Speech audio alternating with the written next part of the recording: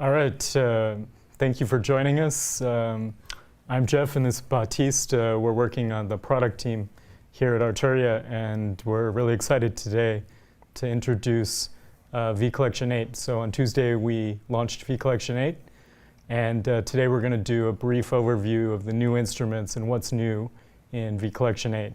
To say this as well, to get the elephant out of the room, we're not wearing masks.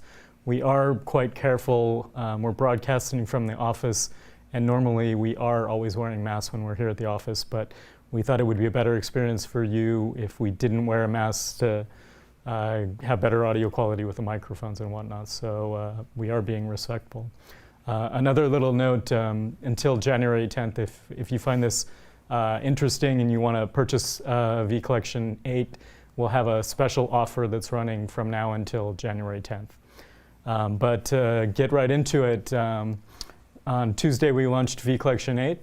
V Collection is a set of 28 instruments that cover some of the most famous instruments that are keyboard instruments that are used. And Baptiste will tell you a little bit more. Yeah, so just as a reminder, some of you, many of you I guess, are really familiar with the V Collection already. And just to remind you, the content of it is like a bunch of synths and keyboards, and you find like analog synths like the famous Midi or Jup-8 V4 or some stuff like that. You have digital synths like the CMIs in clavier. You have also a piano, including 9 models. We released like some V Collection ago. You have electric pianos as well. You have a string machine, and a brand new vocoder that we introduced with V Collection 8. So just as a start, I'm going to introduce a bit the structure of this live stream. So first we're going to expose a bit what is the new content in V Collection 8. Then we're going to go through each new instrument and make some example and maybe discuss a bit design choices and stuff.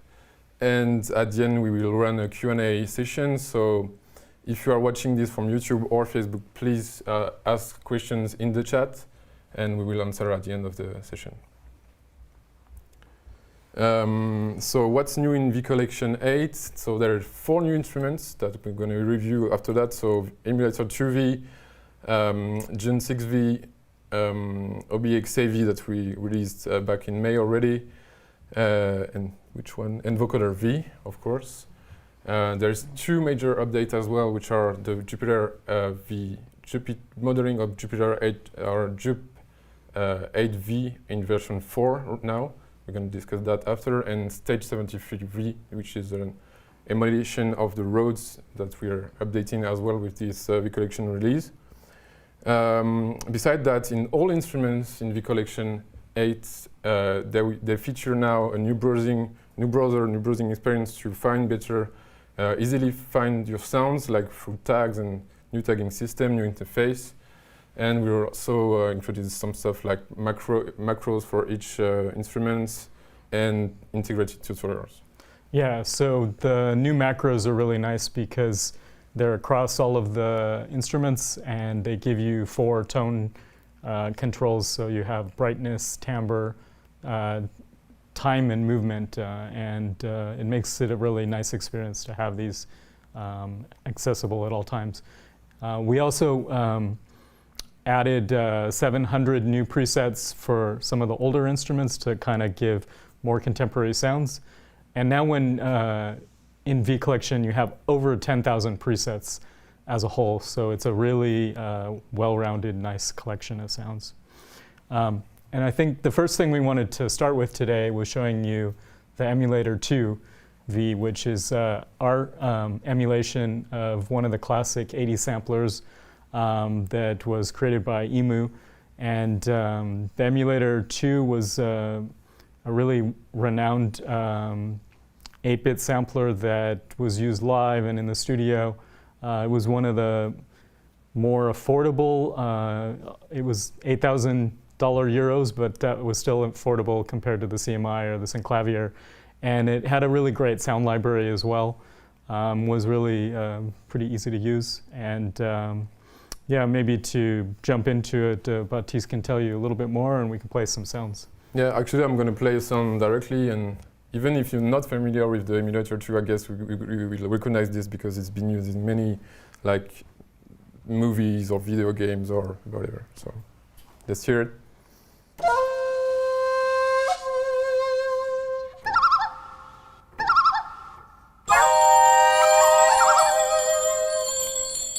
Yeah, so nice jungle vibe.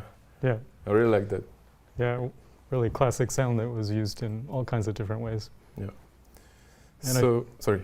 I think next we have another one of the sounds that was one of the factory library sounds. Yep. See if we recognize it. It's less recognizable because it's a bit more ordinary, I'd say, but it's really good anyway.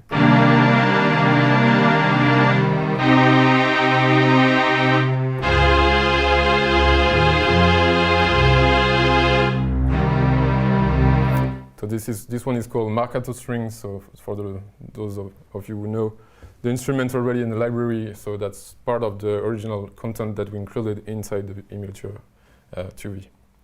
Yeah, and then the Emulator 2, you know, back in the 80s, you didn't have big waveform displays or, you know, some of the things that we take for granted in modern software instruments now. So we added some things on top of what was there originally, the great sound, to make it more easy to use. And one of those things was a screen with a visual waveform editor.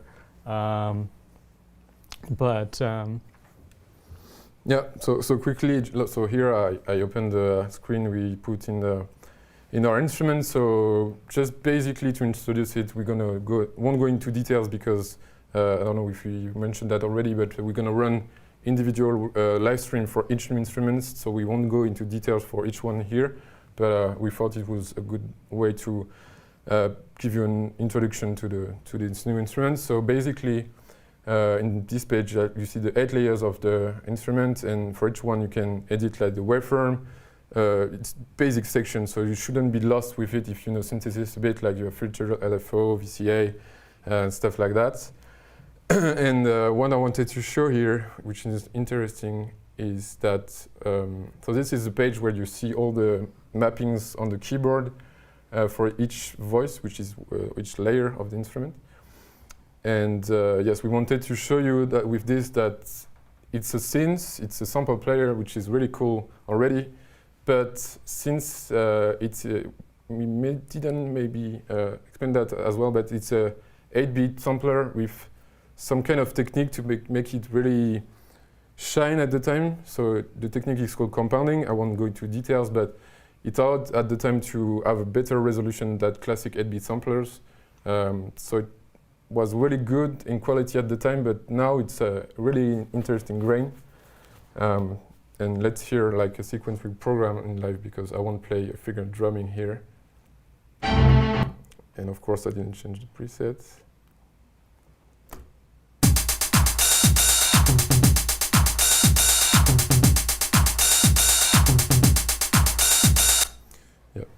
And one of the nice things about this is that you can take some of your existing drum samples and throw them in here and get that kind of character of a sampler with that 8-bit compounded sample path that just gives you like a kind of really nice warm sound, crunchy.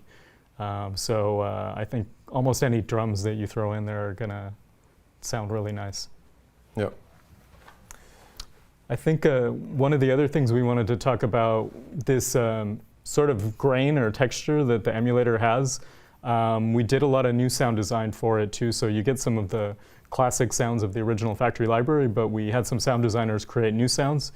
And what's really nice is some of the pad sounds, which give you this really nice texture that gives some ambience to your track. Yeah, so we're going to listen to the last example in sound is with these instruments, which I really love because it almost sounds like I was saying to Jeff before, like a granular synth, and it's really amazing. It's really inspiring actually to me.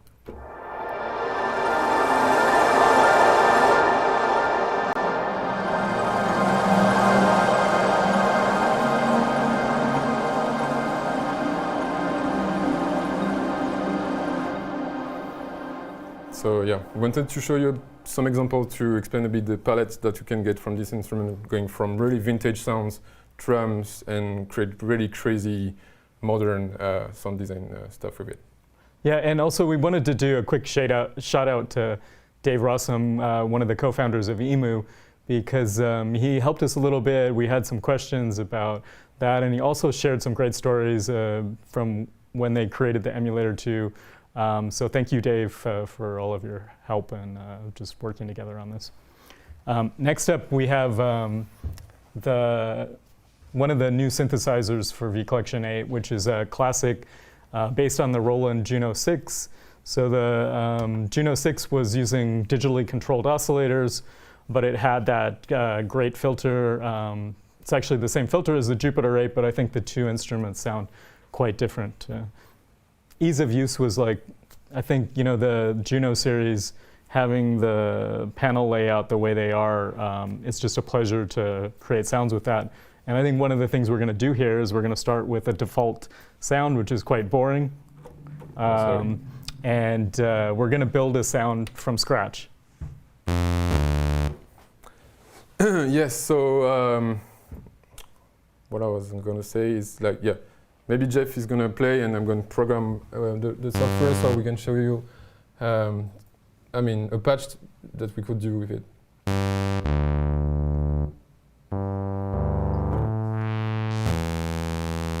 So one thing that we added is for the first, so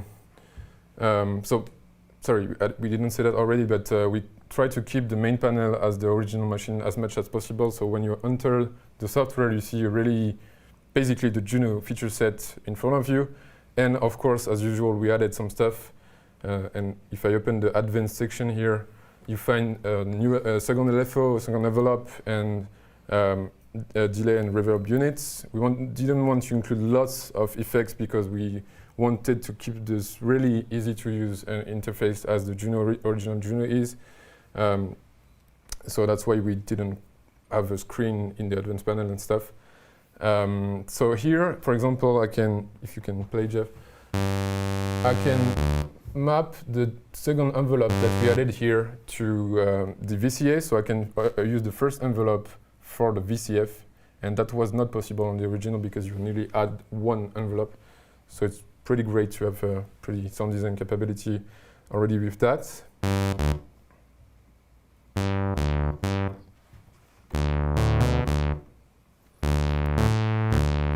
Okay, so pretty boring. Now let's add some waveforms.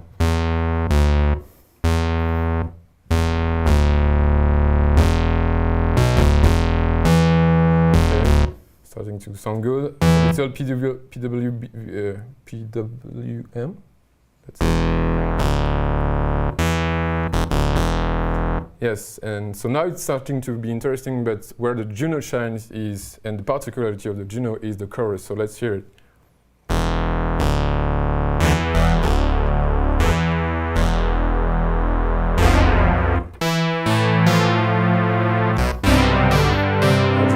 Adding a bit of effects.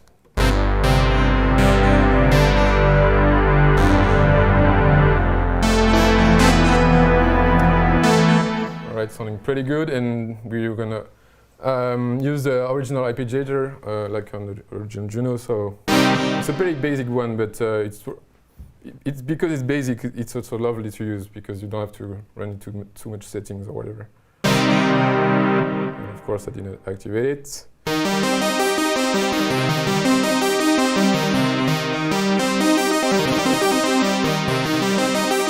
And the last thing I wanted to show you is that since we added additional stuff like the second LFO and second envelope, for example, I can map the LFO2 to the Ipg Editor range, which is really interesting to make. And you will see that well, that's a patch I really like to do with such a synth. So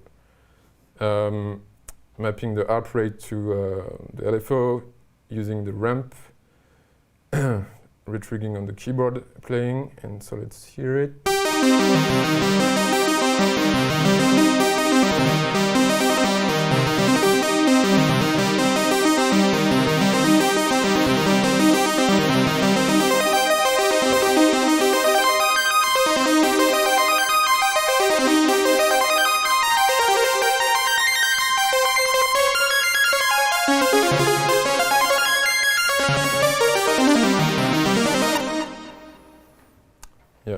I think that's it for Jun-6 V. Yep, really nice. And the next instrument that we want to talk about is vocoder. So based on the original 16-channel vocoder,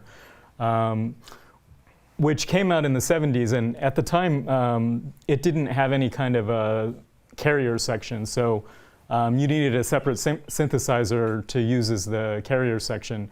So one of the first things we did was to add a carrier section because we wanted this to be kind of an all-in-one, like really fun and creative instrument. Yeah, so maybe we can listen to the carrier section.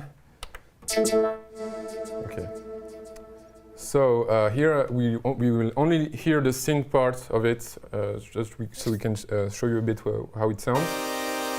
So we wanted to have a limited feature set, but be able to like have a wide palette with this feature set. And actually, we decided to go for only 2 oscillators, but with FM, maybe I can show. FM, you have like wave shaping on the waveform of the oscillator for some of them.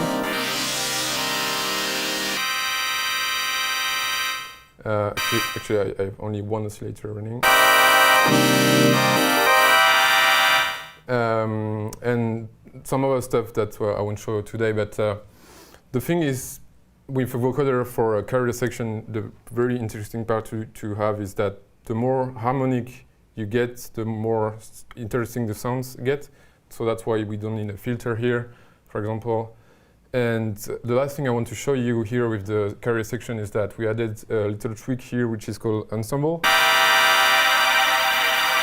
which basically is a chorus behind the scene, and it widens the stereo signal to create a rich effect in the stereo field, which is really important to have at this level in the vocoder, because after that you will have the interaction with the voice, which is going to be in the stereo field, which is really interesting. Yeah, a really beautiful addition. And I think next we wanted to show you when you're using live vocals through it, we also added in the advanced panel a little bit of a visual representation to let you kind of see what's happening with your voice.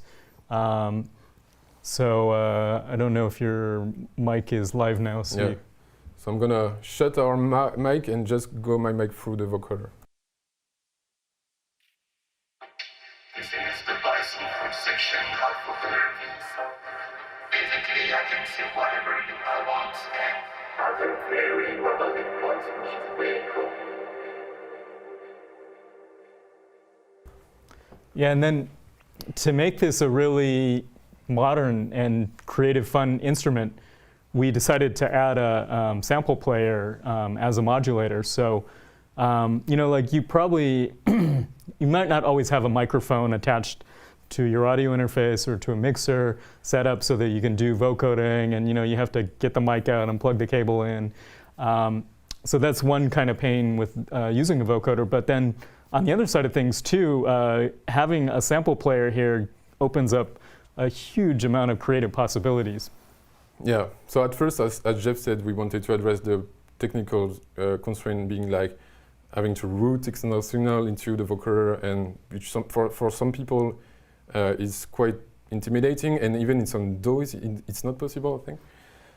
So we started by including a sample player, but actually during the development we figured out that it's much more than just addressing a constraint. It became like a really creative tool with this sample player. So I will show you quickly what we can do with it. Like so it's not just one sample being played back as a basic sampler would do. Actually, we have up to 12 slots, and if I take this preset, for example, you see that I have 5 samples loaded with the little colors that you see here, and we have 2 modes for playing back the samples. So the first one is like every time I will hit a key, it's gonna trigger the next sample with the vocoder. Of course, the synth part being played, so let's hear it. Press, trans, computer, technology, Yeah, so this is really interesting because it actually allows you to chop a sentence and trigger some part of it in sync with your beats and in your track. So it's very cool. But there is a limitation being like you can't control which sample is going to be triggered at a given time. So to address this constraint, we added a second mode, which is the keyboard mode in the sample player. And now my first octave on my keyboard here is reserved to select which sample is going to be triggered, and I could also retrigger the sample from this octave. And by doing that, actually, I can play the vocoder, being the synth part and the voice part, on my keyboard at the same time, which is really cool because I can really control which part of the words or sentence are going to be said, and really sync it with my DAW, and it's really deterministic in this way. So let's hear it. Same preset, different mode. So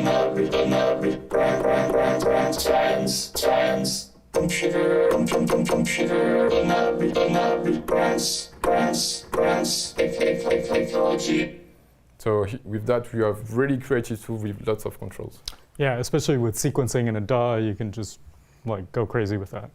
I think we have some other examples of like how we can use a vocoder in other like really creative ways, like for drums and whatnot.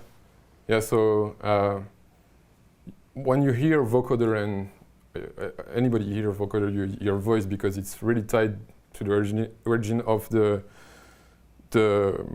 technique which is used at being transmitting voices over private channels and stuff. But it's way more than that because you can actually use anything you want as an input, and there are some sounds that are really interesting to have other than voices, which are drums, for example.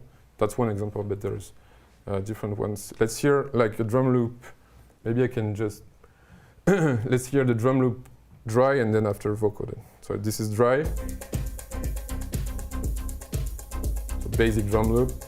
And now I'm gonna vocode it.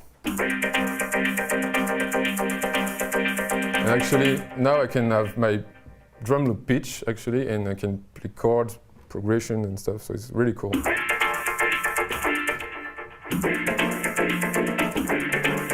Now, I think there's a little glide, so that's why it's weird.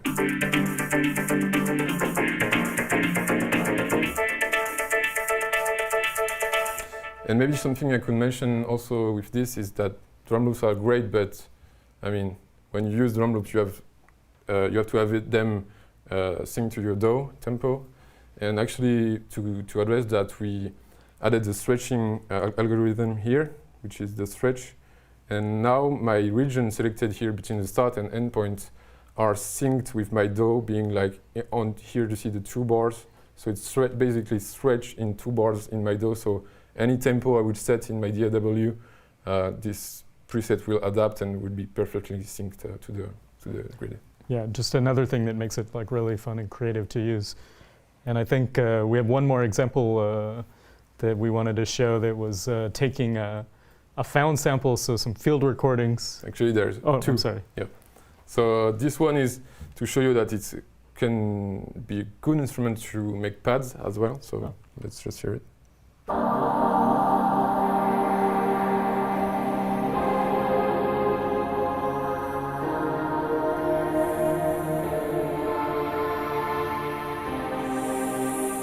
So yeah, by just hearing this, you may think like this is not basic synth, but a synth, but I wouldn't have said it's a vocoder. So it's really cool also to have that.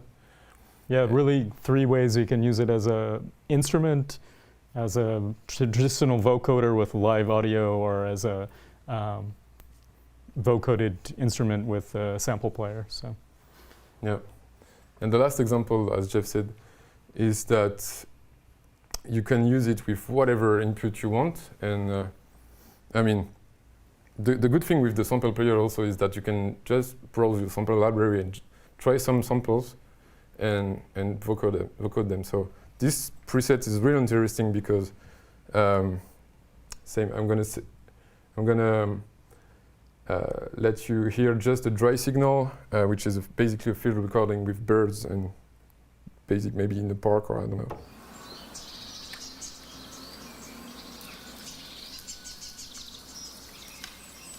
So that's pretty, basic in field recording sense, but if we add some vocoder signal, we're going to blend it. We're not going to have the full mix being wet on vocoder only. It's also interesting to have in between positions, so you can hear the dry signal and the wet signal. And now let's hear it with the vocoder, blended vocoder.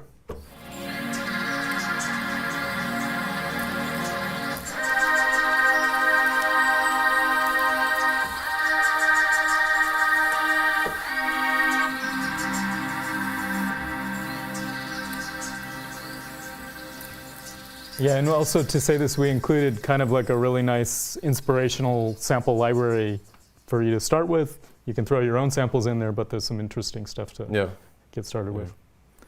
And I mean, the sample library included is, I think, 700 maybe samples. So there's plenty of stuff to do already in it. And with the sample player also, each preset is going to play each time, because with vocoder, if you don't have the voice playing or the synth playing, there's nothing outputted. But here we made sure that if you don't have any mic, or even if you're standalone, you can just press some presets and it's gonna play something. Yeah, so I think that's it for the vocoder. Yeah. The next instrument is my favorite out of the collection. It's something that we had a version of previously, the Jup-8. We had V3. We weren't necessarily happy with the quality of it. It had been out a little while. And when we were looking at what we wanted to do, we decided to basically start from scratch and rebuild the instrument totally from the ground up. Yeah, so we recoded it like the engine, the new engine, as Jeff said, is really new. I mean, we started from scratch with our latest modeling techniques. So that's why it sounds great to our opinion. And we saw that also some of you on forums and socials are already liking it a lot. So we're really happy with that. And we also added some stuff that were not present in the first, the V3 version, the previous version. For example, the way to hard sync either VCO1 or VCO2, which was not possible on the previous version. You could just hard sync VCO1. We also, since we reworked everything, like the sensitive part of the Jupiter, maybe you agree with that, Jeff, is of course the filter, but also the cross modulation between the. Yeah, the cross modulation is really a special sound, and it's something about when you're using cross modulation and the filter and the resonance that, I don't know, they create something like really unique and special. And we wanted to capture that. I don't think the previous version did it justice. And I really think, I mean, we did several revisions of all these components, and I would say that it really sounds good. Yeah. So maybe you can start by listening to a preset which is focused on hard sync. This is a sound I really love. I mean, you can, for lots of style, like, techno or whatever, it's really inspiring. So let's hear this preset.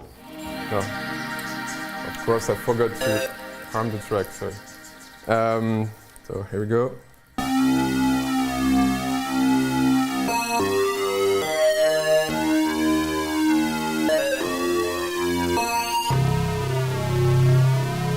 So really good.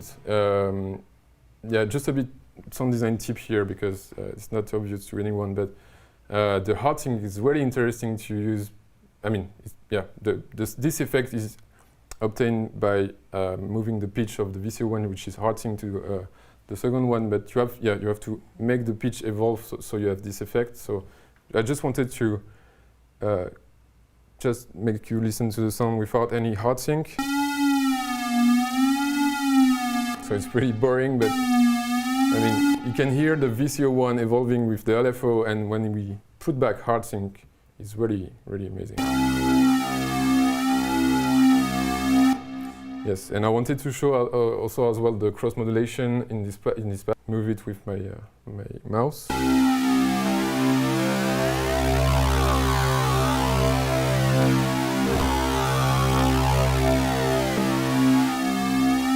Hopefully the YouTube compression isn't killing this, but it sounds really good. Yeah, maybe.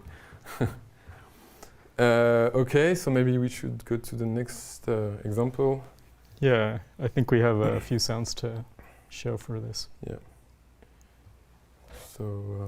Yeah, and this is so the Jup-8 is pretty well known for pads and strings. Even some of the factory ones are, were used quite a bit. And what we did in sound design was I kind of take it to the next level, making a lot of like modern sounds with the Jup-8, not just pads, but we wanted to show you a few of the sounds that we created. Yeah, so this one is basically a string patch, but with like a modern twist, and it's really, really exciting to have this in such an instrument.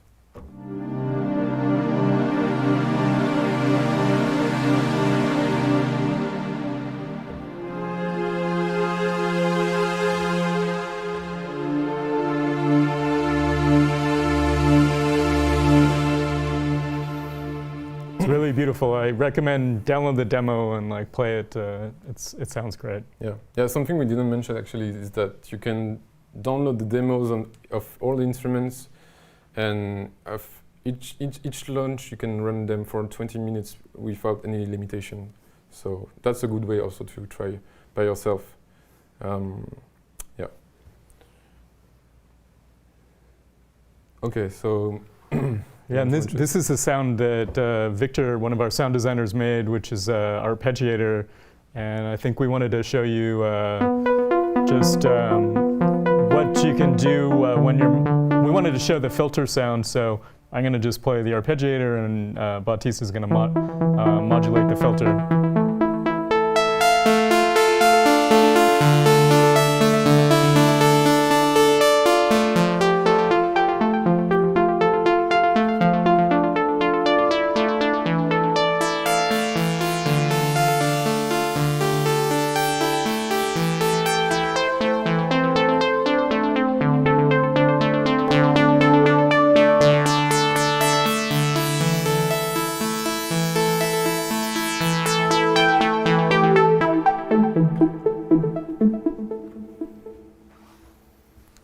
Yeah, that's really nice.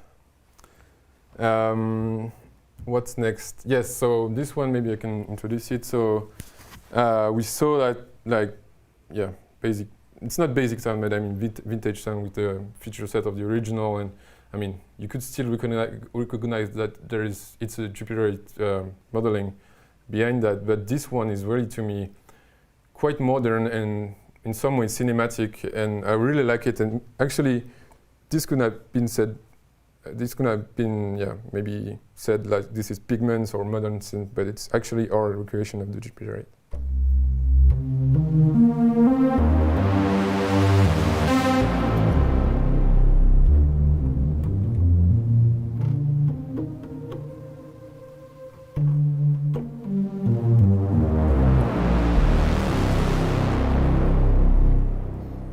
Yeah, there's a lot of great new textural sounds, like new timbres. Yeah. Maybe quickly we show that as in all of our synths, like you have the hardware panel where we included already some stuff, but you can open the advanced panel here, and there is like different stuff like additional modulation possibilities, a new sequencer, keyboard velocity, aftertouch, I mean MIDI features mapping, and of course the integrated effects, so you can include effects directly into presets and process your presets directly. Yeah, and also to mention this again, in a couple weeks or soon we'll be doing a specific webinar on the Jup-8 and the Juno together. Even more of the features in more depth. What's next? Yeah, the last one. Well, you wanted to show this one, maybe also like modernish. Yeah, this is just, it almost sounds digital in a way. It's this sort of synchy beautiful. I found it beautiful, at least.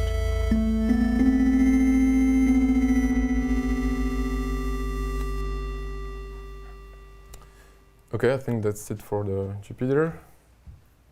What's next? Yeah, next we've got another instrument that was part of the V collection that we just wanted to improve. So the Stage 73, which is emulation of Rhodes electric piano. And this is a physically modeled instrument, so it's not based on samples or anything like that. It's a modeling of physical components of the tines and the felt and the hammers and everything that makes up an electric piano. And yeah, we just worked to improve this, the sound quality. And from what we've heard from users and testers, it was a really nice, significant update in sound quality. Yeah. So I will play a few chords, but I'm not a keyboard player. So actually, there will be a live stream from maybe, I don't know who, but we're going to show this one in detail in another session with a really good keyboard player. So excuse my playing, but of course, again, sorry. Yes.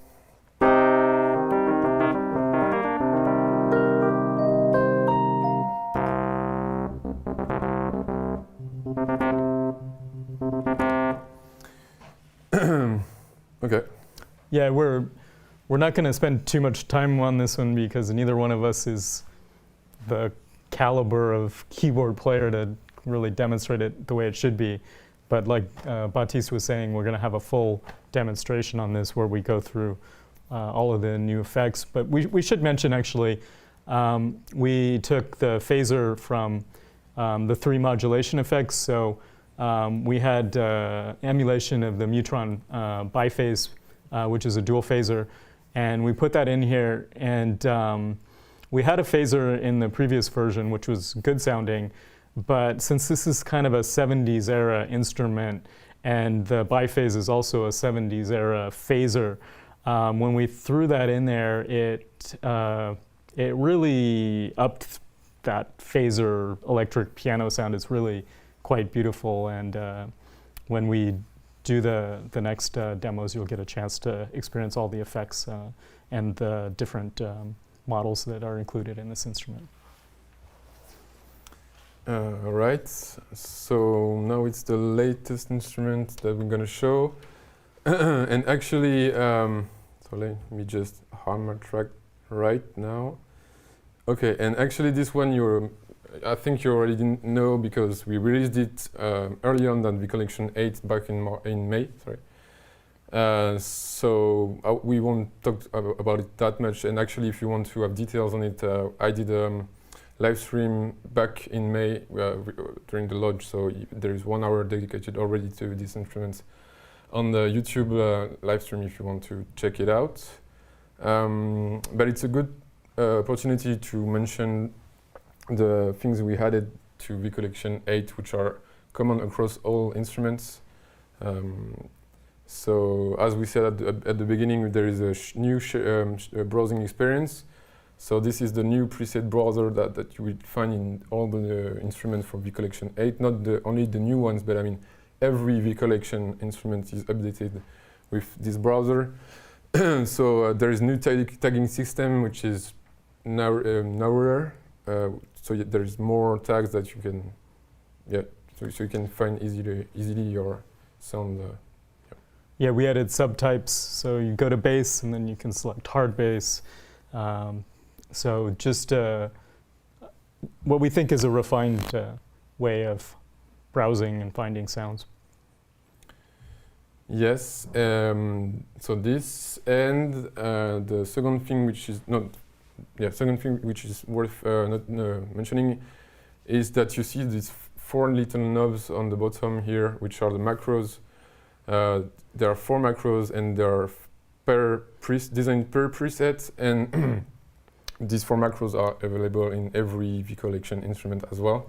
So it's a good way to, when you browse on presets in the preset browser, you can trick some sounds with this macro, which is really cool because when you don't want to program the synths or even if you know how to program it, it's really cool to use because it's quick modification and it's really not too sticky to the preset, and it allows to some modification quickly. And the last thing we wanted to show you, which is common to all instruments as well, is this new side panel that you can open on the right here. When we host some settings, you have the Midi configuration, which is done from here. Setting your macros assignation. And the thing I wanted to mention is that we have new tutorials integrated in the app in any instruments now.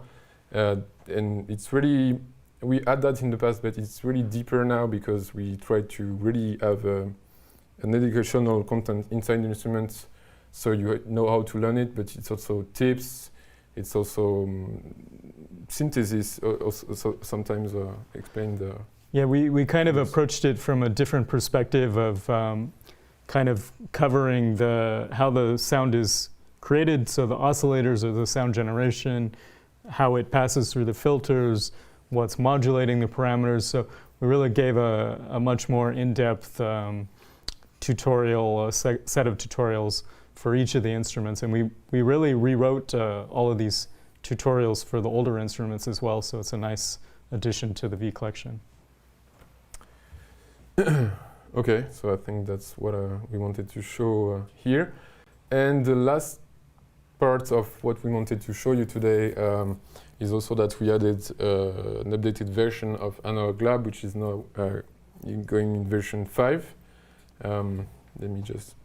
Yeah, this is really a huge update. Analog Lab has been at the heart of all of our instruments and our hardware controllers. And the browser redesign and the side panels, all of these things are kind of coming together in Analog Lab to create this new experience. What's nice about Analog Lab is you can browse your whole V collection sound library of over 10,000 sounds within the one instrument. So if you're just looking for pad sounds, you can browse all of the pad sounds, the new Juno, the new Jupiter, your synclavier, all of these sounds. We added a lot of different ways. If you found a sound that was from a sound designer that you really liked and you wanted to browse that sound designer, it's a little bit nicer visual now. There's styles which can include genres or certain types of tags. So yeah, it's a really exciting new way to experience your sounds. Yes. I think we're going to do a special webinar on Analog Lab digging into all this. So we wanted to kind of just give you an overview of what's new in Analog Lab. Mm-hmm. So I think that's it for what we wanted to show you today. I think we covered most of it. As we said earlier several times, there will be individual live stream for each new instrument and updates in Analog Lab V. So please check them. It's going to be in the upcoming weeks, going one by one. Yeah, anything you want to add before? If you had any trouble updating your V collection in the last 24 hours, our servers were initially a little bit slow, but we've made some improvements. So we apologize for that very brief amount of activity, but I think the experience is already better. So. And now, yeah, maybe we have some questions to... So as I said at the beginning, we welcome you to ask some questions in the chat in Facebook and YouTube. So now we're going to answer some questions some of you may have had. Yeah. So maybe we can read the question out loud. Well, this is a reminder that we're running a special till the end of January. And if you log into your Arturia account, you can see your special offer. So our first question was about the Emulator 2. Does it import EMU files? And if not, will it be possible in the future? Okay, so that's a good question. And actually, I'm glad you mentioned that because I needed to maybe say something about it. So you can import like .eii files in the Emulator II V, but it will only extract the samples from the file, and you will be able to use it inside the software. But actually, we wanted to provide a way to import like the sample, but also the parameters that are stored in the .eii file.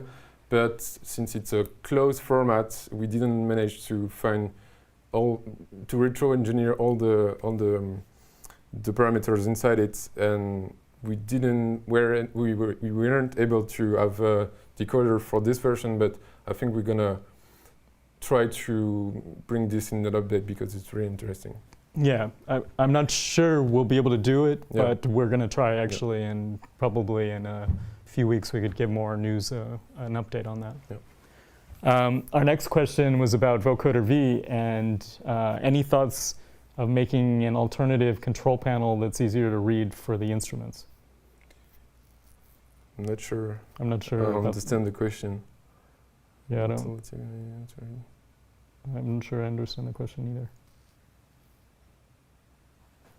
Maybe we could open up Vocoder V and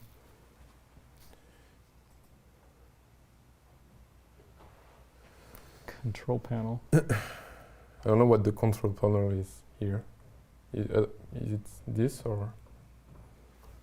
Maybe we can get an update on that. Maybe Yeah. someone will clarify the question. Yeah. Another question on Vocoder V is, can you route DAW channels via Sidechain into the vocoder?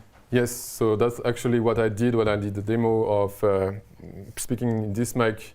I can show you in live. So I did the group, which is my Vocoder V instance, which is the plugin, the VST instrument.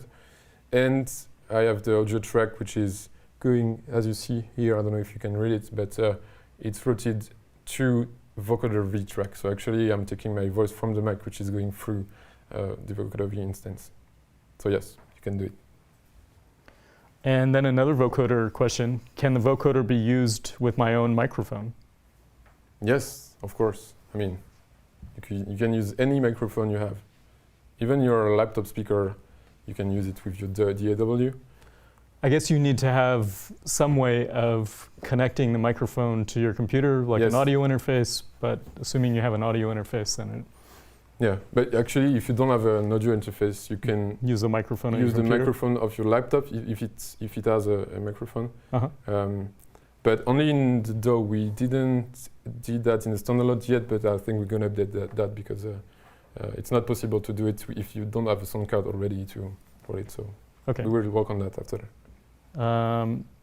Can you show how to assign the macros to MIDI controllers for generic keyboards? It's different from V7 and not in the manual.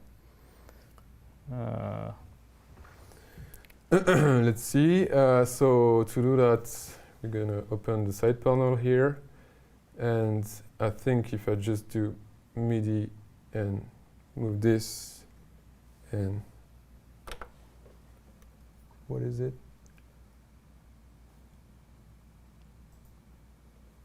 I guess we No. don't have a ceiling camera, so I'm not sure how much people can see what you're doing.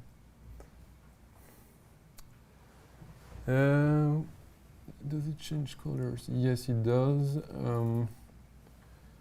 Oh, I know why. It's again that I forgot to arm my track, of course. So now it should be better. Okay, so I actually you go to the side panel, you go to the MIDI page, MIDI assign page, and like any other control, you can just select the control you want to assign and move the knob, so you can basically assign the control to the knob. And now, maybe if I open here, you see that when I turn my knob on my controller, I have an impact on the first macro. Great. Can you show editing MIDI maps on the new Analog Lab V? Maybe that's one for Pierre? Yeah. Yeah, I'm not such an expert on Analog Lab V features. I think this is. So on Tuesday, yes. next Tuesday, we're going to do an Analog Lab V in-depth tutorial. I would ask, and I'm sorry, but I would ask you to tune back in on Tuesday, and Pierre, the product manager for Analog Lab, can dive into that kind of question. Can you load the original Sysex patches into the virtual instruments? So yes, you can. On not on all of them, of course. Some of them didn't have like the Midi or Sysex possibilities at the time, but I mean, for some of them we managed to do that. I think for the, I don't remember which one, but yes, it's possible, and on some of them, yes. The next one is an Analog Lab V NKS question. When is NKS finished for the, well, there's two questions here actually. Is Analog Lab V getting NKS? Which I think it is at some point. No, not yet. When Not we yet. actually, what you need to know is that when we release new instruments we need to provide NKS file from native instrument to integrate and validate our NKS presets. So we need to finish the instruments, get in touch with them, and then we need to get back to us. So at each release, it takes sometimes to for this back and forth, but it's going to be ready in some time. Yeah. And then the other one was about NKS for the effects collection, which I know it's been a topic, but that's actually another product manager, Martin, and I'm not sure where we're at with that too. But we can ask Martin and try to publish some information on that. Yeah. Any tips on CPU management with V collection instruments? Watch your polyphony. Yeah, because when you use multiple voices, you basically duplicate the number of voices you have to process, and in instruments having like unison, which is another duplication of the voices, you can easily be to 32 or more voices. So try to, when you do unison or polyphony, to scale down until the point you think you hear not that much difference, especially with unison, and stick with the lowest value possible. Okay, and that was the last question actually. There is? Question 10. We answered question, oh wait, question 9, question 10, are there? Okay, are the new instruments less CPU hungry, especially the polyphonic ones? No, because the thing is, like, how to explain that easily? To create more faithful recreation of instruments, we need to use newer DSP techniques, and these techniques, most of the time, they require more CPU, because to be closer to the hardware, we need to be, process different things and have more refined, like modulation in any part. So it's not less CPU hungry, actually. Yeah, but it's been historical with us, and in any V collection release, any new techniques we have, it's also following the curve of the computer getting stronger and faster. So that's also a way for us to produce some good sounding instruments. It's benefiting from the CPU evolutions and the markets of the computers. Yeah. Let's see if we got another question. Yeah. Thank you. You like my Joy Division sweatshirt. And yeah, I guess that's the conclusion. We don't have any more questions.